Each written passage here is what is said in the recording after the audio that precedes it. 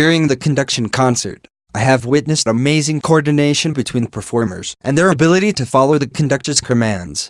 The leader-member relation, such as the musical ensemble acts as a united group under the conductor who serves as the leader of the group, can be observed both in a concert and in the society.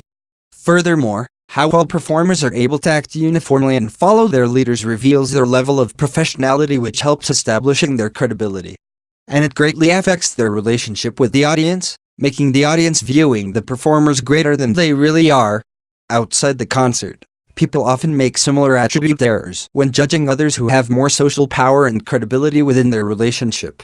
Unity is one of the key elements that indicates professionality, and for a group of individuals, a uniform dress code is one way of presenting a united relationship. Right before the conduction concert began, I noticed that performers were putting red duct tapes on their clothes. The red duct tape was a special symbol which indicated that even though each musician had his own job to do, their ultimate goal was to combine everyone's efforts together and present the show as a whole.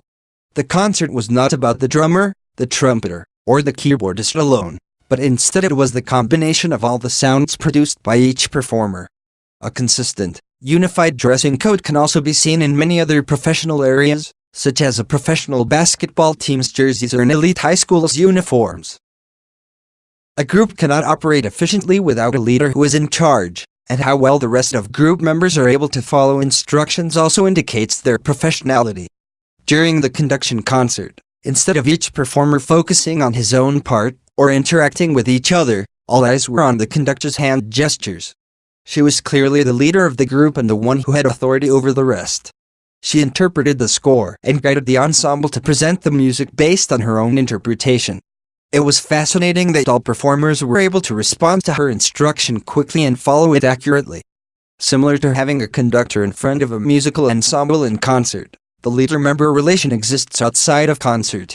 For example, every professional sport team always has a coach, and it is the coach's authority to developing tactics and making rotations. Another example of a more powerful leadership can be found in the military, where soldiers are trained to follow orders from leaders. The musical ensemble demonstrated professionality through their uniform dress code and their ability to accurately follow the conductor's instructions. During the conduction concert, all I heard was disharmonic noises. However, since their dressing and actions on stage appeared to be so professional to me, my first reaction was to question my own auditory system and taste of music. Their professionality had helped them establishing a higher position within the relationship between the performers and the audience.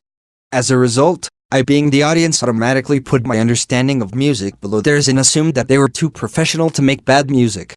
Besides the relationship between the performer and the audience, similar phenomenon can be observed in other unbalanced social relationships as well. According to Ross, Amabile, and Steinmetz, one of the common attribute errors people tend to make is the role-conferred advantage, meaning that people with relatively greater social control appear wiser and more able than they really are. Between people with an unequal social relationship, the one at a lower position tends to make inaccurate assumptions about the one with more power.